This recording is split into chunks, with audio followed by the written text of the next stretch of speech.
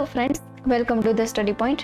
મિત્રો, હવે આપણે આ રીતનું જે પ્રેઝન્ટેશન છે એ બનાવવું હોય તો કઈ રીતે બનાવી શકાય, બરાબર છે. આ રીતનું પ્રેઝન્ટેશન બનાવવા માટે તમે આમાં કોઈ બી ફોટોસ લઈ શકો છો. કોઈ બી એક ફોટો છે એ તમે આવી રીતે લઈ શકો છો. આ કઈ રીતે બને આપણે શીખીએ. સૌથી પહેલા ફાઇલમાં હું ન્યૂ લઈ લઉં છું, બ્લેન્ક પ્રેઝન્ટેશન, લેઆઉટ બ્લેન્ક.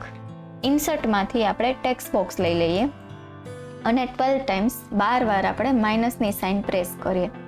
4 5 6 7 8 9 11 10 11 12, બરાબર છે. 12 ટાઈમ્સ તમે આજે માઇનસની સાઇન લીધી છે. હવે આપણે એને શું કરીએ તો કે શેપ ફોર્મેટમાં જઈએ, ટેક્સ્ટ ઇફેક્ટ્સમાં, ટ્રાન્સફોર્મમાં આપણે આ સ્ટાઇલ લઈ લઈએ જેનું નામ છે ઇન્ફ્લેટ બોટમ, બરાબર છે. હવે આ સ્ટાઇલ લીધા પછી એને કોર્નર પર લઈ લઈએ અને આ સાઈઝ છે એને આપણે મોટી કરી દઈએ, બરાબર છે. આ સ્ટાઇલ આપણે આ રીતે મોટી કરી દીધી છે. હવે અહીંથી ટેક્સ્ટ ફિલમાં અહીંયા કલરની બદલે આપણે અહીંયા લઈ લઈશું પિક્ચર ઓર ટેક્સચર ફિલ.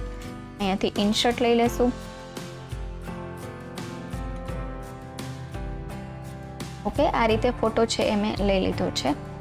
હવે શું કરવાનું છે, આમાં એનિમેશન મૂકવાનું છે. તો સૌથી પહેલા એનિમેશન્સ, એમાં અહીંયાથી લઈ લઈએ ઝૂમ, બરાબર છે. ઝૂમ સ્ટાઇલ લઈ લ્યો. અહીંયા ઓન ક્લિકની બદલે વિથ પ્રીવિયસ લઈ લ્યો, બરાબર છે. હવે આની જે ઇફેક્ટ ઓપ્શન આવે છે એ ઇફેક્ટ ઓપ્શન લઈ લો, બરાબર છે. અને એમાં અહીંયા આપણે એનિમેટ ટેક્સ્ટ ઓલ એટ વન્સની બદલે બાય લેટર લઈ લઈએ. અહીંયાથી ઓકે આપો, બરાબર છે. હવે એકવાર આપણે પ્લે કરીને જોઈ લઈએ.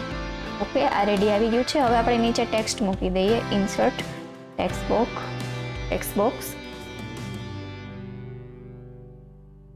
હવે અહીંયા આપણે ટાઈપ કરીએ આઈસ સ્કેટિંગ, બરાબર છે. આની અક્ષરની સાઈઝ છે એ આપણે મોટી કરી દઈએ, એટલી સમાય એટલી આપણે લઈ લઈએ, બરાબર છે. હજી થોડી મોટી કરી દઈએ અને થોડું નીચે લઈ લઈએ. આના ફોન્ટ તમને છે એ ગમતા તમે લઈ શકો છો. અને શેપ ફોર્મેટમાં અલાઇનમાંથી સેન્ટર લઈ લઈએ અને હોમ મેનુમાં એના ફોન્ટ છે એ આપણે ચેન્જ કરી દઈએ, બરાબર છે. સેજ એવું આપણે મોટું કરી દઈએ બોક્સ, તેથી આપણું ટેક્સ્ટ છે એ આખું આવી જાય, બરાબર છે. ફરીથી આપણે અલાઇનમેન્ટ છે એકવાર સેન્ટર આપવું પડશે.